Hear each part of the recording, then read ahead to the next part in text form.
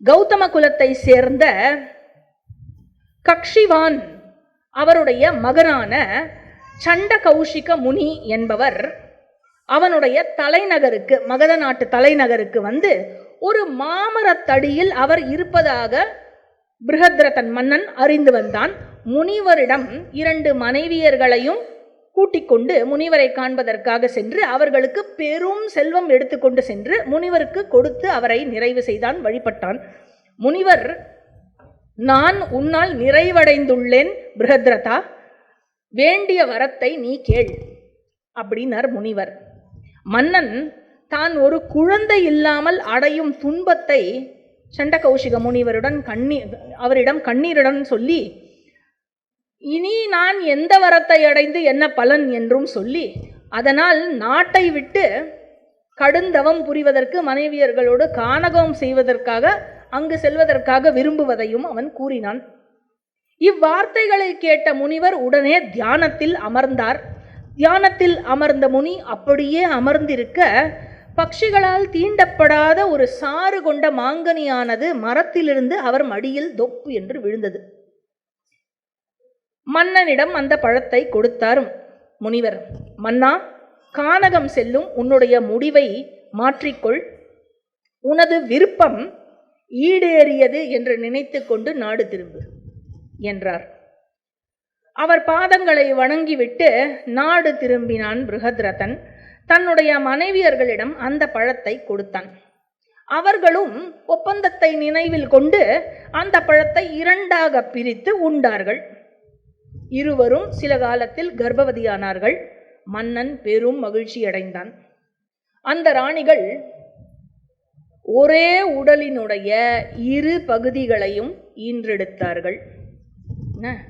Half baby half baby, இந்த பக்கம் ஒரு கண்ணு, இந்த பக்கம் இன்னொரு கண்ணு, இந்த பக்கம் ஒரு காது, இந்த பக்கம் இன்னொரு காது, அந்த மாதிரி ஹாஃபா பிறந்தது குழந்தை. அதை பார்த்த ராணியர் மிகவும் நடுக்கமுற்றார்கள். இருவரும் ஆலோசித்து, உயிர் இருந்தது அந்த குழந்தையிடம், ஆனால் அந்த உயிர் பிரகாசிக்கவில்லை, குழந்தை அழலாம் இல்லை. உயிரிருந்த குழந்தையாக இருந்தாலும் இருவரும் ஆலோசித்து பயத்தினால் அந்த உடல் துண்டுகளை கைவிட்டார்கள். பேறுகால மருத்துவச்சிகளிடம் அந்த குழந்தையை கொடுத்து விட்டார்கள். அந்த 2 பேறுகால மருத்துவச்சிகளும் அந்த 2 பிண்டங்களையும் துணியில் சுற்றி அரண்மனையின் பின்வாயில் வழியாக அதை வீசிவிட்டு பயத்தால் விரைவாக திரும்ப ஓடி வந்து விட்டார்கள். சிறிது நேரம் கழித்து இறைச்சியை உண்டு குருதியை குடித்து வாழும் ஜரா என்ற ராட்சசி நார்ச்சந்தியில் போடப்பட்ட இந்த துண்டுகளை கண்டாள். தூக்கி எடுத்துச் செல்வதற்கு வசதியாக இருக்குமே என்று 2 துண்டுகளையும் ஒன்று சேர்த்தாள். 2 துண்டுகளையும் அவள் இணைத்த உடனேயே ஓருடலாகிய அந்த குழந்தை கட்டுருவாய்ந்த உயிருள்ள ஒரு குழந்தையாகிவிட்டது. வஜ்ரத்தை போல் உடல் கொண்ட அந்த குழந்தையை அவளால் தூக்கி செல்ல முடியாமல் அப்படியே கண்களை அகலமாக விரித்து அதிர்ச்சியில் அந்த குழந்தையை பார்த்தாள். அந்த குழந்தை தன்னுடைய முட்டியை மடித்து வாய்க்குள் நுழைத்து மழை மேகம் முழங்குவது போல் ஒரு பெரிய முழக்கத்தை செய்தது. அரண்மனை வாசிகளுடன் 2 ராணியர்களுடன் மன்னனும் அந்த முழக்கத்தை கேட்டு வெளியே வந்து இதை பார்த்தான். வாரிசை விரும்பும் ராட்சசி மனசுல நினைக்கிறா, வாரிசை விரும்பும் இந்த மன்னன் அவனுடைய நாட்டில்தான் நான் வாழ்ந்து வருகிறேன், அதனால் இப்படிப்பட்ட அறம் சார்ந்த மன்னனினுடைய குழந்தையை நான் கொல்லக்கூடாது என்று எண்ணிய இந்த ஜரா என்ற ராட்சசி மனித வடிவம் கொண்டு அந்த குழந்தையை தாங்கி மன்னனிடம் கொடுத்தாள். பிருஹத்ரதா, இது உன்னுடைய குழந்தை, நான் உன்னிடமே கொடுக்கிறேன் அப்படின்னு சொல்லி கொடுத்தா. மன்னனும் ராணியர்களும் அதை வாங்கி கொண்டு மிகுந்த மகிழ்ச்சி அடைந்தார்கள். ஆனால் மன்னனுக்கு டவுட்டு, நீ யார் என்று கேட்டார். உடனே அந்த ராட்சசி சொன்னா, நான் ஜரா என்ற ராட்சசி, நான் உன் நாட்டில் தான் வாழ்ந்து வருகிறேன். நான் ஸ்வயம்புவால் பிரம்மாஜியால் படைக்கப்பட்ட போது எப்படி படைக்கப்பட்டேன் என்றால், வீட்டில் குடியிருக்கும் தேவதையாக நான் படைக்கப்பட்டேன். கிருஹதேவி என்று எனக்கு அவர் பெயரிட்டார். தானவர்களினுடைய அழிவிற்காக நான் பணிக்கப்பட்டுள்ளேன். குழந்தைகளுக்கு மத்தியில் இளமையுடன் இருக்கும் என்னை, நான் இளமையுடன் குழந்தைகளுக்கு மத்தியில் இருப்பதை போல் வரைந்து யாரெல்லாம் அவர்கள் வீட்டில் வைக்கிறார்களோ அவர்களுடைய இல்லம் செழிப்பில் வளரும். நீ உன்னுடைய வீட்டு சுவற்றில் இது போல் வரைந்து வைத்திருக்கிறாய். அதை அதற்கான வழிபாடும் தினமும் நடக்கிறது. இப்படி உன் வீட்டில் வழிபடும் நான் அதற்கு பிரதிபலனாக ஏதேனும் நன்மை செய்ய வேண்டும் என்று நினைத்தேன். அதனால் இந்த குழந்தையை உனக்கே அளிக்கிறேன். நான் இதில் ஒரு கருவியாக மட்டுமே பயன்பட்டிருக்கிறேன் என்று புரிந்து கொள் பிருஹத்ரதா அப்படின்னு சொல்லிவிட்டு ஜரா மறைந்து விட்டாள். குழந்தையை பெற்ற மன்னன் ஜரையால் சேர்க்கப்பட்டதால் அவனுக்கு ஜராசந்தன் என்று பெயரிட்டான். பெரும் சக்தியுடனும் பலத்துடனும் பெரும் வடிவத்துடனும் வளர்பிறை சந்திரனை போல் இந்த குழந்தை வெகு வேகமாக வளர்ந்து கொண்டு வந்தான். சில காலங்களுக்கு பிறகு சண்டகௌஷிகம் ரிஷி அந்த நாட்டுக்கு, மகத நாட்டுக்கு வந்தார். மிகவும் மகிழ்ந்த மன்னர் அவரை மரியாதையுடன் வரவேற்றார். உடனே அந்த மகரிஷி சொன்னார், உனது மகன் அழகுடனும் பலத்துடனும் அற்புதமான திறனுடனும் பராக்கிரமத்துடனும் இருப்பான். பேராற்றல் அனைத்தையும் அவன் அடைவான். எப்படி கருடனினுடைய வேகத்தை வேறு எந்த பறவையாலும் விஞ்ச முடியாதோ அதே போல உன்னுடைய மகன் அவனுடைய சக்தியை வேறு எந்த அரசனாலும் அவனை வெற்றி கொள்ள முடியாது. அதனால அவன் வழியில் தடையை ஏற்படுத்தும் அனைவரும் அழிவுக்கு உள்ளாவார்கள். இதெல்லாம் ரிஷி பிளெஸ்ஸிங்காக கொடுத்துட்டார். மேலும் தேவர்கள் வீசும் ஆயுதங்களால் இவனுக்கு சிறு துன்பம் கூட உண்டாகாது. மணிமுடி தரித்தவர்களின் தலைகளையெல்லாம் இவன் ஆழ்வான். எப்பேற்பட்ட மன்னனும் இவனை வெல்லவோ அணுகவோ முடியவே முடியாது. நதிகள் வெள்ளத்தை எப்படி சமுத்திரம் வாங்கிக் கொள்வது போல் இவன் எல்லா மன்னனினுடைய செல்வத்தையும் வாங்கிக் கொள்வான். உடல் கொண்ட அனைத்து உயிரும் வாயுவை நம்பி இருப்பது போல் பூமியில் உள்ள அனைத்து மன்னர்களும் உன்னுடைய மகனுக்கே கீழ்ப்படிந்து இருப்பார்கள். என்ன ஓமை கொடுக்கிறார்கள் போனோம். எப்படி வாயுவை நம்பி இருக்குமோ எல்லா உயிரும், வாயுக்கு நிகராக உன்னுடைய மகன் இருப்பான் அப்படின்னா மகனை அழிப்பதற்கு வாயுபுத்திரன் தான் வர வேண்டும் இல்லையா? இப்படி சொல்லிவிட்டு முனிவர் சென்று விட்டார். பின்னர் ஜராசந்தனை அரியணையில் அமர்த்திவிட்டு பிருஹத்ரதன் தன்னுடைய இரு மனைவியருடன் கானகம் சென்று தவ வாழ்க்கையை மேற்கொண்டான். கொஞ்ச காலம் கானகத்தில் வாழ்ந்து தவம் செய்து பின்னாடி இரு மனைவியருடன் விண்ணுலகம் ஏகினான். பிறகு ஜராசந்தன் என்ன செய்தான்? எண்ணிலடங்கா பல மன்னர்களை தன்னுடைய கட்டுப்பாட்டுக்குள் கொண்டு வந்தான். கம்சன் வாசுதேவனால் கொல்லப்பட்டான். ஜராசந்தனுக்கும் கிருஷ்ணனுக்கும் பகை தொடங்கியது.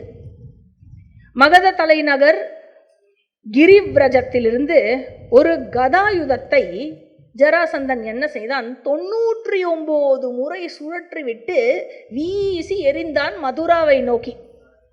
எங்கேருந்து? கிரிவ்ரஜத்திலிருந்து, பீகார்லேருந்து உத்தரப்பிரதேஷ் வரைக்கும் சரியா சுழற்றி மதுராவை நோக்கி வீசி எறிந்தான். குடிமக்கள் கதாயுதம் விழுந்த செய்தியை கிருஷ்ணரிடம் போய் சொன்னார்கள். அந்த இடம் கதாவசானம் என்று அழைக்கப்படுகிறது. அதாவது எப்படிப்பட்ட ஜராசந்தனாக அப்பொழுது இருந்தான்? ஹம்ச டிம்பக இருவரையும் தன்னுடைய நண்பர், அழிக்க முடியாத 2 அரசர்களையும் தன்னுடைய நண்பனாக கொண்டிருந்தான் ஜராசந்தன். இப்பேற்பட்ட ஜராசந்தனுடன் மோதுவது சரியில்லை என்று விருஷ்ணிகள் தீர்மானித்தார்கள். இந்த கதையைத்தான் ஜனமேஜயா நான் உனக்கு கொஞ்ச நேரம் முன்னாடி சொல்லிவிட்டேன் அப்படின்னு சொல்லி வைஷம்பாயனர் இந்த ராஜசூயாரம்ப பருவத்தை முடித்து வைக்கிறார். 3வது உபபர்வம் முடிஞ்சது. 4வது உபபர்வம் ஜராசந்த வதப்பருவம். இந்த ஜராசந்த வதப்பருவத்தில் 5 அத்தியாயம் இருக்கு.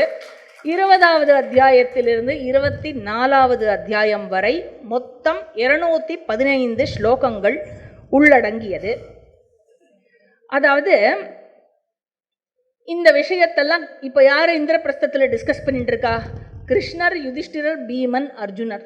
சரியா? இந்த விஷயத்தை டிஸ்கஸ் பண்ணிட்டு இருக்கா. கிருஷ்ணர் ஜராசந்தனுடைய ஸ்டோரியை யுதிஷ்டிரர் கேட்டு நரேட் பண்ணிட்டு இருக்கார். கிருஷ்ணர் நரேட் பண்ணிட்டு இருக்கிற விஷயத்தை வைஷம்பாயனர் பரீட்சத்துக்கு நரேட் பண்ணிட்டு இருந்ததை நைமிஷாரண்யத்தில் சௌத்தி சவுனக ரிஷிகளுக்கு நரேட் பண்ணிட்டு இருக்கார்.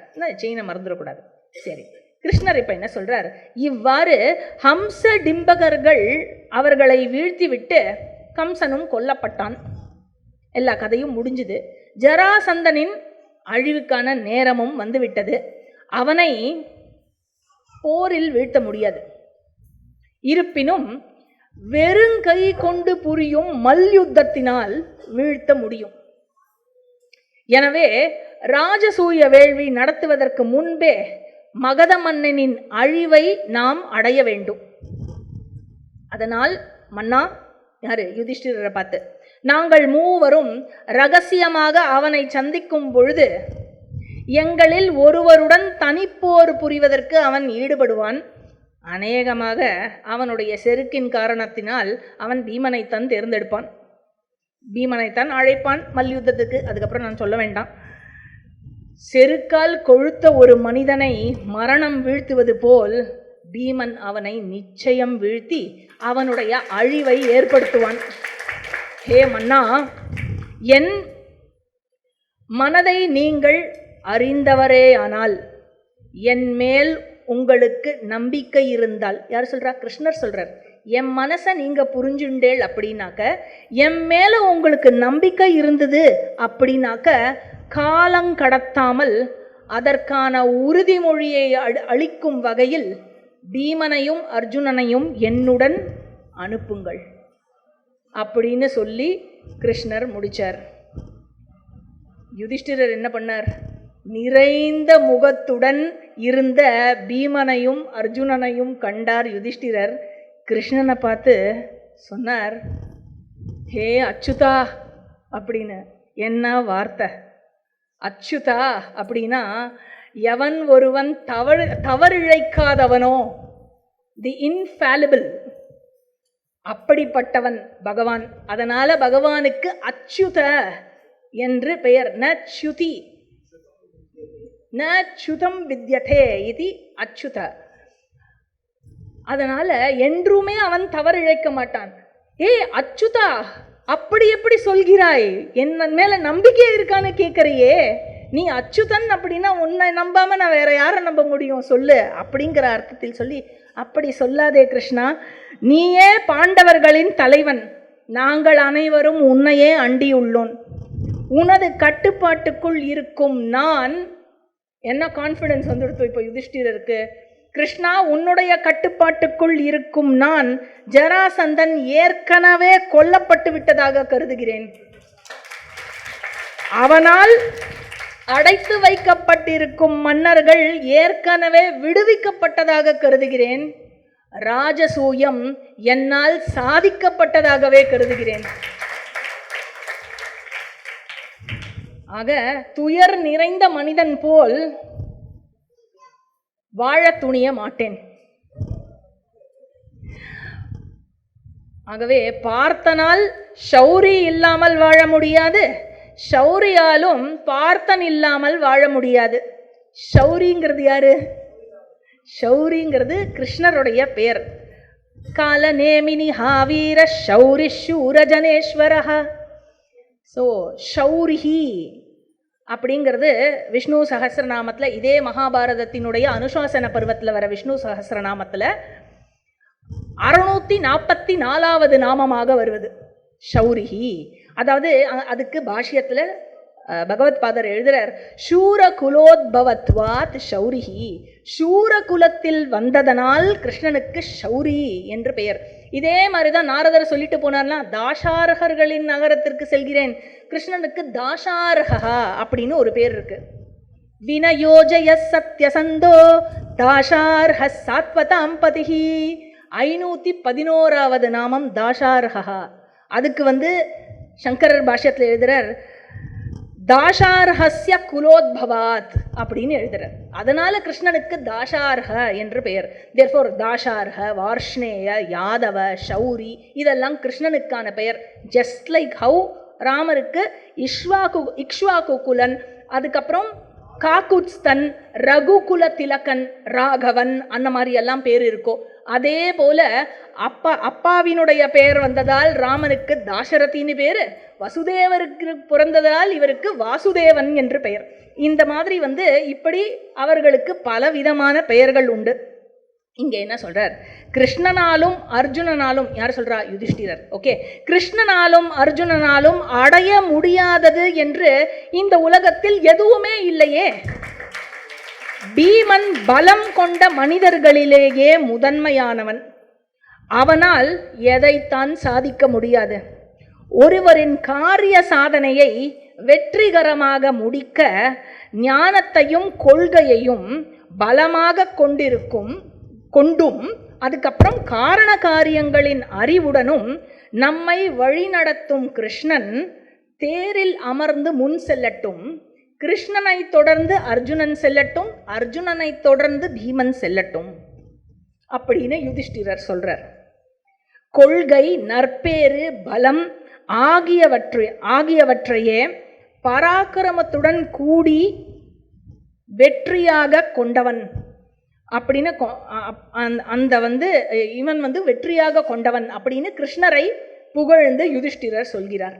இப்படி சொல்லி இவா 3 பேரும் நீங்க போலாம் அப்படின்னு உத்தரவு கொடுத்தவுடன் என்னாச்சு அப்படின்னா, மூவரும் பெரியோர்களிடம் ஆசீர்வாதங்கள் பெற்று என்ன முடிவு பண்ணா இவா 3 பேரும் அப்படின்னாக்க, ஸ்நாதக பிராமணர்கள் போல் வேஷம் தரித்து மகத நாட்டை அடைவதற்காக முடிவு செய்தார்கள்.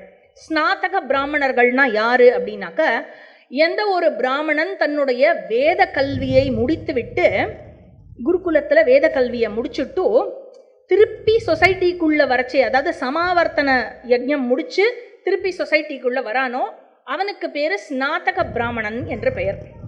அந்த ஸ்நாதக பிராமணர்கள் போல் இவர்கள் வேஷம் தரித்து கொண்டு 3 பேரும் தன்னுடைய உறவுகார மன்னர்கள், யாரு, ஜராசந்தனிடம் சிறைப்பட்டு கிடக்கும் அந்த உறவுகார மன்னர்களினுடைய நிலையை நினைத்து கோபம் கொண்டு அக்னியை போல் மூவரும் புறப்பட்டு சென்றார்கள். இவர்கள் மூவரையும் தேரில் கண்ட மக்கள் அனைவரும் அவர்கள் ஏற்கனவே காரியத்தை சாதித்து விட்டதாகவும் ஜராசந்தன் கொல்லப்பட்டதாகவும் நினைத்தார்கள். குரு நாட்டில் இருந்து கிளம்பி குருஜாங்கலம், எங்கேயோ கேட்டிருக்கோமோ இந்த பேரை, குருஜாங்கலம்ங்கிறது இந்த குரு ராஷ்டிரத்தினுடைய என்டையர் ராஷ்டிரத்தினுடைய பெயர். குருஜாங்கலம் வழியாக சென்று காலக்கூட்ட மலைகளை கடந்து, ஆக்சுவலி அந்த குருக்ஷேத்ரா இருக்குல்ல, குருஜாங்கலம்னு பேரு, அது வழியாக காலக்கூட்ட மலைகளை கடந்து அதுக்கப்புறம் பல நதிகளை கடக்கிறார்கள். அதில் 3 நதி பேர் ரொம்ப பிரசித்தியாக இங்கே சொல்லப்படுறது. என்ன 3 நதினா, கண்டகி, மகாஷோண, மதானீரா அப்படின்னு. கண்டக்கி நமக்கு தெரியும், இன்னைக்கு கூட அது கண்டக்கி ஆர் கண்டக் அப்படிங்கிற பேரில், அதாவது நேபாளிலேருந்து இதுவாகி பீகார் வழியாக உள்ள கங்கையில், பீகாரில் கங்கையோட கலக்கிறது. அதே மாதிரி தான் மகாஷோன அப்படிங்கிறது சோன் அப்படின்னு ஒரு சோன், அந்த சோன்கிற நதியும் கங்கையில், சோன் பிரயாகில் கங்கையோட கலக்கிறா. அதுக்கப்புறம் மதானீரா அப்படிங்கிறது ஆர் சதானீரா, எப்பவுமே தண்ணீர் நிறைய இருந்துட்டே இருக்குமா அந்த நதியில். அவளும் நேபாளத்தில் உதித்து பீகாரில் கங்கையோட கலக்கிறா. ஸோ இந்த ஆறுகள் மற்றும் பல ஆறுகளையும் நாடுகளையும் எல்லா நீர்நிலைகளையும் கடந்து இறுதியாக மகத நாட்டை அடைந்தார்களா? பசுக்களாலும் செல்வங்களாலும் நீராலும் நிறைந்த பல எண்ணிலடங்கா மரங்களையும் கொண்ட அந்த மகத நாட்டை இவர்கள் கண்டார்கள். அந்த நகரத்தினுடைய சிறப்புகள் ஒவ்வொன்றும் அதுவே டிஸ்கிரிப்ஷன் பலவாக ஓடுறது. என்ன பண்ணுறார் கிருஷ்ணர் ஒவ்வொரு இதையும் காமிச்சு காமிச்சு இது இது இது இதுன்னு எல்லாத்தையும் சொல்லி கொடுக்குறா. பீஷ்மருக்கும் அர்ஜுனனுக்கும் எல்லாத்தையும் சுற்றி காட்டி கொண்டே வந்தான் கிருஷ்ணன். அந்த இடத்துல கேபிட்டல் சிட்டியை என்டர் பண்ணுறதுக்கு முன்னாடியே கௌதமரினுடைய குலம் வளர்ந்து கௌதமருக்கு கக்ஷிவான் யாரு? சண்டகௌஷிகருடைய அப்பா. சரியா? கக்ஷிவான் பிறந்ததும் கக்ஷிவானோட பிரதர்ஸ் எல்லாம் பிறந்தது, அந்த விஷயத்தெல்லாம் சொல்லி இந்த இடத்துல தான் இது அப்படின்னு அந்த கதையெல்லாம் சொல்லி காண்பித்து கொண்டே வருகிறார் கிருஷ்ணர். அப்புறம் கிருஷ்ணர் சொன்னார், இப்பேற்பட்ட நகரை ஆண்டாலும், எப்பேற்பட்ட நகர் எவ்வளோ செழுமையாக இருக்குது, இப்பேற்பட்ட நகரை ஆண்டாலும் இந்த ஜராசந்தனினுடைய செருக்கு அவன் கொண்டுள்ள இந்த தீய நோக்கங்கள், அந்த செருக்கினால்தான் அவன் இந்த தீய நோக்கங்களில் ஈடுபட்டு வருகிறான். அவனை கொன்று அவனுடைய செருக்கை நாம் தணிக்க வேண்டும் அப்படின்னு இவ ரெண்டு பேரையும் நன்னா ஸ்க்ரூ ஏற்றி விட்டுட்டே வரான். அதுவும் எஸ்பெஷலி பீமனை. சரியா? ஸோ மகத தலைநகர் கிரிவ்ரஜத்தை அணுகினார்கள். பிருஹத்ரதனினுடைய குலத்தாரும் குடிமக்களும் இவர்களை பார்த்து பார்த்து ஒரு மாதிரி வியந்து போனார்கள். ஆனால் அதற்கு முன்னாடி இவர்கள், இந்த மகத நாட்டு மக்கள் எல்லோரும் சைத்தியக என்ற மலை ஒன்று இருக்கிறது. அந்த மலையை இவர்களுக்கு ஆனந்தம் கொடுக்கும் மலையாக இவர்கள் வைத்திருந்தார்கள். மூணு பேரும் என்ன பண்ணா, சைத்தியக மலையினுடைய சிகரங்களை தங்களுடைய கணைகளை எடுத்து அதை துளைத்து தகர்த்தார்கள். தன்னுடைய ஆனந்தத்துக்கு சிம்பிளா இருக்கிற, ரொம்ப ஆஸ்பிஷியஸாக வச்சுருக்கிற சைத்தியக்க மலையை இவர்கள் உடைத்து எறிந்தார்கள். பிருஹத்ரதன் இருந்தபோது, பிருஹத்ரதன் யார்? ஜராசந்தனோட அப்பா. ரிஷபன் என்ற மனித ஊனுண்ணியை கொன்று அவனுடைய தோலை கொண்டு 3 பெரிய பேரிகைகள் செய்து வைத்திருந்தான். அந்த பேரிகை எப்படிப்பட்டது என்றால், ஒரு முறை அடித்தாலே அதிலிருந்தும் வரும் ஒலியானது 1 மாத காலத்திற்கு நிலைக்குமாம். ஒரு முறை அப்படி டப்புன்னு தெரியாமல் அடிச்சிட்டேன்னா 1 மாதத்துக்கு அது கேட்டுட்டே இருக்கும். அப்படிப்பட்ட பேரிகையை இவர்கள் என்ன செய்தார்கள்? மலை சிகரத்தை உடைத்து அந்த பேரிகையிலிருந்தும் ஒலியை எழுப்பினார்கள். இவர்கள் மூவரும் செய்த செயல்கள் அனைத்தும் ஜராசந்தனினுடைய தலையில் தங்களுடைய காலை வைப்பது போல் இருந்தது. இதெல்லாம் உடைத்தெறிந்து மகிழ்ச்சியோடு ஜராசந்தனினுடைய நகரத்துக்குள் இவர்கள் பிரவேசித்தார்கள். பிராமணர்கள், ஜராசந்தனினுடைய ஊரில் இருந்த பிராமணர்கள் அனைவரும் இதெல்லாம் தீய சகுனங்களாக உணர்ந்தார்கள். உணர்ந்துவிட்டு ஜராசந்தனிடம் சென்று சொன்னார்கள். உடனே மன்னன் என்ன செய்தான்? அந்த சகுனத்தினால் ஏற்படும் விளைவுகளை விரட்டிவிட சரியான வேள்விகள் செய்ய வேண்டும் என்று அதற்காக ஏற்பாடு செய்தான். ஸ்நாதக பிராமண வேடத்தில் இந்த மூவரும் கடைவீதி வழியாக ஊருக்குள் நடந்து வந்தார்கள். அந்த கடைவீதியில் இருந்த பூமாலைகளை எடுத்து தனக்கு போட்டு அலங்கரித்து கொண்டார்கள். ஜராசந்தனின் வசிப்பிடத்தை கண்டு அதனுள் நுழைந்தார்கள். யானை போல இருக்கும் இந்த 3 பேரையும் பார்த்து மக்கள் வியந்து போனார்கள். வாயில்களை கடந்து மன்னனை அணுகினார்கள். இம்மூவரும் விரைவாக எழுந்து மூவரை பார்த்தவுடன் ஜராசந்தன் என்ன செய்தான்? விரிவாக ஆசனத்தில் இருந்து எழுந்து, ஸ்நாதக பிராமணர்கள் வந்திருக்கிறார்கள் இல்லையா, உடனே அவர்களுக்கு அர்க்யம் பாத்தியம் ஆசனம் எல்லாம் கொடுப்பதற்கு ஆயத்தமானான். உடனே கிருஷ்ணர் சொன்னார், இவர்கள் இருவரும் யாரு? பீமரையும் அர்ஜுனனையும் இவர்கள் இருவரும் நோன்பு நோக்கிறார்கள், எனவே அவர்கள் பேச மாட்டார்கள். இன்று நள்ளிரவு வரை பேச மாட்டார்கள், அதன் பின் பேசுவார்கள். உடனே என்ன செய்தான் ஜராசந்தன்? விருந்தினர்களுக்கு அந்த வேள்வி அறையிலேயே இடம் கொடுத்து தங்க வைத்து தன்னுடைய அறைக்கு அவன் சென்று விட்டான்.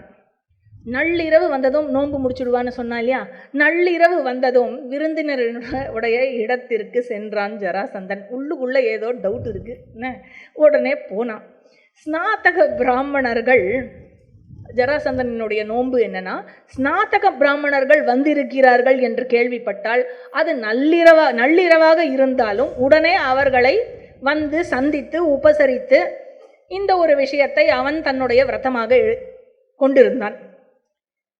ஆனால் இவர்களுடைய ஆடைகளை கண்டு மிகவும் வியப்படைந்தான். எனினும் அவர்களுக்கு பணிவிடையெல்லாம் செய்தான். கிருஷ்ணர் மட்டும்தான் பேசுவார் இல்லையா, அதனால சிரமம் இல்லாமல் முக்தி அடைவாய் அப்படின்னு ஆசீர்வாதம் பண்ணார் ஜராசந்தனுக்கு. இதை கிருஷ்ணர் சொன்ன உடனே ஒருத்தர் எல்லாரும் பார்த்துட்டே இருந்தா, இப்படி தன்னைத்தானே பார்த்துட்டு இருந்தா.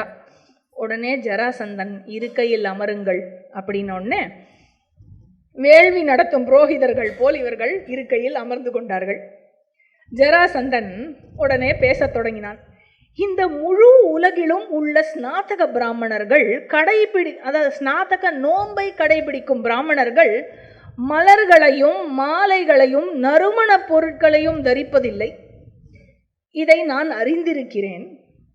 மலர்களால் அலங்கரித்து கொண்டு கையில் வில்லும் உடம்பில் அங்கங்கு காயங்களும் பெற்றிருக்கும் நீங்கள் யார்? வண்ண ஆடைகளும் அகாலத்தில் மலர்களை கொண்டு அலங்கரித்துக் கொள்வதும் பிராமண சக்தியுடன் இருக்கும் உங்களை நான் பிராமணனாக அறிய வேண்டும் என்று நீங்கள் விருப்பப்படுகிறீர்களா? உண்மையில் நீங்கள் யார்? அச்சமில்லாமல் சைத்தியகமலை சிகரத்தை உடைத்து மாற்று வேடத்தில் முறையற்ற வாயில் வழியாக ஏன் வந்தீர்கள்?